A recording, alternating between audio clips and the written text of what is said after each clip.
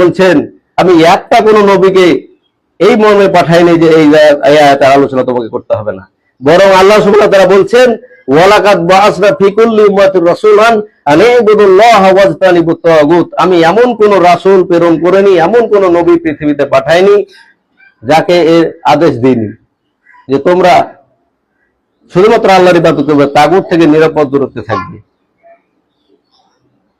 আমরা আজকে শিরিক শিরিক শিরিক করে ফেনা তুলে দিই, কবর পূজা শিরিক, মাজার পূজা শিরিক, উমুক শিরিক তুমুক শিরিক। আমাদের শিরিক আর শিরিক, শিরিকের অনেক আলোচনা, কিন্তু মূল যে আলোচনা সেই আলোচনা আমরা যাই না। কেন যাই না? এই বিষয়টা আমাদের ভাবতে হবে। আল্লাহ সুবহানাহু ওয়া তাআলা আমাদের কি প্রচার করতে বলেছেন এগুলো আমরা সবাই জানি, কবর পূজা মাজার পূজা শিরিক এগুলো সবাই জানি, কিন্তু বড় বড় যেগুলো তাগুত শিরিকের যেগুলো স্রষ্টা, শিরিকের যারা স্রষ্টা, যারা শিরিক চালু করে রেখেছে দেশে, তাদের বিরুদ্ধে আমরা কথা বলি না।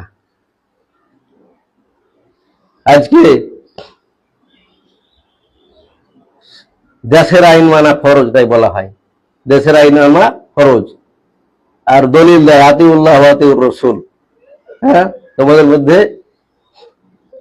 তোমার দেশের যারা মালিক তাদেরকে মান্য করো। আল্লাহ সুবহানাহু ওয়া তাআলা এখানে বলেছেন যারা ইসলামী আল্লাহর কথা মোতাবেক যারা দেশ চালাবে তাদেরকে মান্য করতে বলা হয়েছে। যারা আল্লাহর কোরআনকে অস্বীকার করে, কোরআনের বিরুদ্ধে আইন রচনা করে, কোরআনের কথা যারা প্রচার করে তাদেরকে জেলখানায় করে দেয়, তাদেরকে অত্যাচার করে, জঙ্গিবাদের নামে অ্যারেস্ট করে চরম নির্যাতন করে, যারা অত্যাচারী শাসকের হাতে মুসলিমদেরকে তুলে দেয়, সেই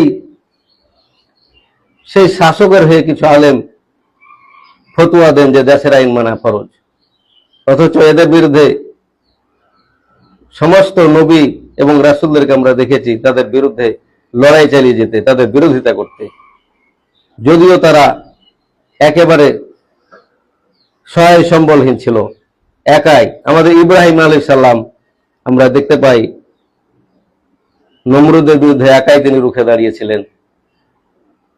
অথচ আজকে আমাদের মুসলিম মাদ্রাসা মসজিদের অভাব নেই, অথচ এত কিছু থাকা সত্ত্বেও আমরা তাগুতের বিরুদ্ধে আওয়াজ তুলতে পারি না। যাই হোক, আমি আর আমার বক্তব্য বড় করতে চাই না। আমি সমস্ত আলেমদের অনুরোধ করব, তারা এই বিষয়ে বেশি বুঝে, তারা বেশি জ্ঞান রাখে, আর এই জ্ঞান তাদের ভিতর থাকা সত্ত্বেও তারা যদি সত্যকে লুকায়িত করে, গোপন করে, এই জন্য আল্লাহ তাআলার কাছে জবাবদিহি করতে হবে। আমি আপনাদের পরামর্শ দিব যে আপনারা এই বিষয়ে, দিনের মূল বিষয়ে, তাগুত বিষয়ে, তাওহীদ বিষয়ে বেশি বেশি আলোচনা করুন এবং ইসলামকে জাগিয়ে তুলুন। এটা আপনাদের দায়িত্ব। এটা সমস্ত ন্যূনতম যারা তাওহীদ বুঝে তাদের দায়িত্ব। এই পয়গামকে সারা দেশে ছড়িয়ে দেন। তাগুতের গোলামি আর করিয়েন না, তাগুতের গোলামি করবেন না, শয়তানদের গোলামি